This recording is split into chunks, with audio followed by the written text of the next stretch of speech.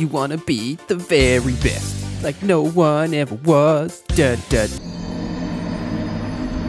Then you gotta level up your talent points, because talent points are the name of the game in Thymesia. Here are the best talent points to get early and everything you need to know about them pesky talent points. Let's go. Let me know your favorite talent points in the comments down below. And if you hit that like button, I swear I'll never sing again, I promise. All right, let's start out with the basics. Every time you level up, you will gain a talent point up until level 25. Talents can be freely respect at any beacon that you find throughout the game, and you should take advantage of this free respect and changing your talents to fit whatever your current situation is, as it will absolutely help you in certain encounters like boss fights, or if you want to try different builds, you can freely do that with your talents. We'll start out with some must-have talents, as it's the most important things that you'll pretty much run in every kind of build. The first is in the Saber line, and that is healing execution. After performing an execution, some health and energy will be restored based on the level of the enemy. Every time you kill an enemy, you will be doing an execution. That little red dot, and then you follow up with an attack, that is an execution. So you have to execute every enemy. So by picking this up, you will just get health back every time you kill something. It's a hugely beneficial thing to have, even in boss fights when you phase them, because you do an execution to phase them into the next phase, you'll actually get health back for that as well. Hugely beneficial, and one of the first talents you should absolutely be picking up.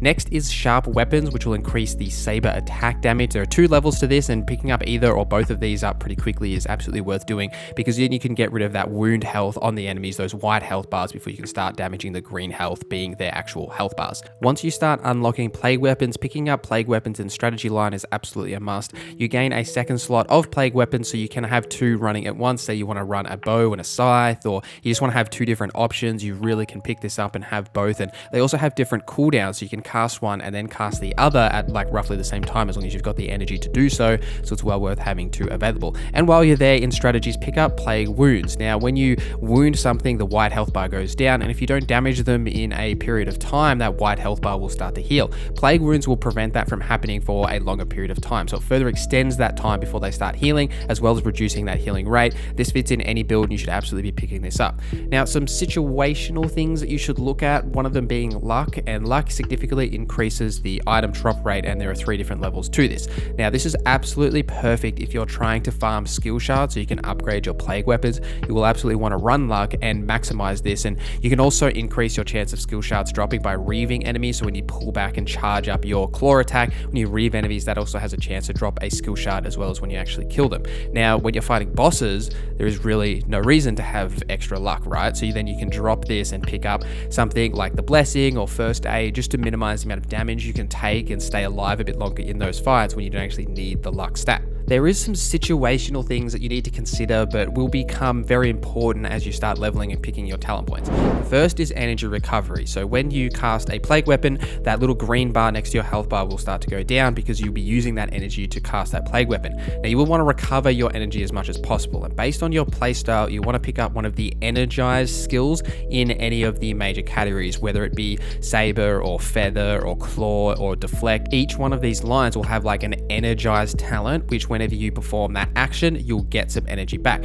The most basic one is energized weapon for saber, so every time you do your general like sword saber attacks, you'll get a little bit of energy back. Personally, for my build, I am deflecting all the time, so I went with the energized deflect, as because then I deflect and then I just get energy back, and I'm constantly deflecting attacks, so my energy is almost full like all of the time. But that depends on what build you're using. You will always have the energized claw, that first level of energized claw anyway, so if you're using your claw attacks, you'll get a little bit of energy, but then deciding on which one you want to go will really benefit you when you're looking at plague weapons and start upgrading plague weapons, and they become such a critical part of your kit. The next decision you'll make is whether you're going to use long claw or short claw. Now, this is an important decision because the claw attacks themselves are really critical to your overall damage, as that does heaps of health damage. So you use your saber a lot for the white attacks, and you use your claw for the green damage. Now, choosing between upgrading it into either the long direction or the short direction is really up to you. I personally feel that short is the better option here, as it has a nice clear 5-hit combo, and when you hit that 5-hit combo and you've maximized like leveled it to level 3, you also get some health back as well for hitting enemies, so you get a little bit of health back plus the 5 offensive stack, so it increases your damage overall. I find that this is really valuable, and it also helps me get out of those animations faster, because the short claw is very quick. I'm able to dodge or deflect much quicker than with the long claw, where I feel that I get stuck in that like long claw animation for a while, and I can't actually react act as fast as I would like to. So that's why I've kind of gone with the short claw, but both are beneficial and both work. It's really up to you as to which build you want to go for.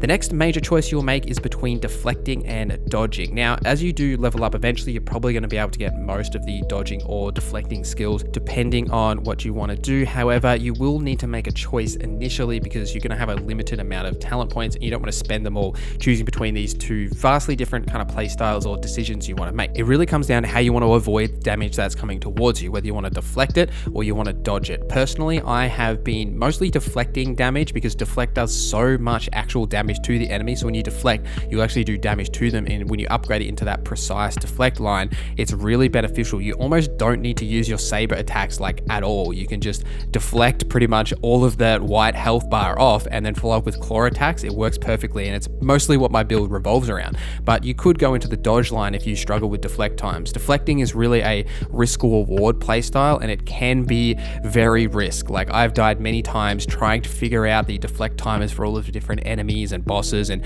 you essentially just stand there and look like an idiot because you just take damage half the time. But it's a fun playstyle that I've really enjoyed to play around with. Dodging, however, and the upgrades in the dodge line will also give you different buffs depending on whether you go the long dodge or the short dodge. It'd be offensive or defensive, but the main decision you'll make in this line is whether you are picking up step and jump, or in the deflect line, whether you're picking up precise deflect to deflect critical attacks. So critical attacks, when enemies green hue on them, like they're charging up a critical attack. It's like the heavy attacks that in other games, Souls-like games, you can't block. However, in Thymesia, there are ways to either interrupt it or to block it. Now, initially, you'll only be able to interrupt it with your feather attack by timing that right. However, eventually, if you choose precise deflect, you can actually deflect these and get a offensive buff by doing so. Or in the dodging line, if you pick up step and jump, you can actually like jump into the air off the enemy, do aerial attacks off that, and it'll actually interrupt those attacks. Step and jump is the simplest and easiest, and also it only costs 1 talent point to invest in to be able to actually block these critical attacks. If you're struggling with using the feather attacks, like I don't think I've ever actually interrupted one of these critical attacks with a feather attack. I always fail at it, but step and jump only costs 1 talent point to invest in, and then you'll be able to actually block those, and you could go into the aerial attacks after that if you wanted to. However, I personally prefer using the precise deflect and using that as my method of avoiding these critical attacks. And I mean, realistically, you can just dodge out of the way anyway. However, if you're trying to stay on the offensive and actually push pressure in this game, which you should be doing a lot of cases, whether it be deflecting or dodging or interrupting attacks, then you can do this via either deflect or a dodge. That is really everything you need to know about talents. As I mentioned, you can freely respec at any beacon, so you should always be testing different things, trying out the different talents, different play styles, whether you're dodging or deflecting or long clawing or short clawing or using your saber attacks or your feather attacks. You can turn your feather into a melee attack. There's plenty of different things that you could do. There's lots of things to play around with. Let me know in the comments down below your favorite talents. Thank you for watching this video till the end. Thank you to our members for supporting the channel. My name is Norza, and I hope you have a great day.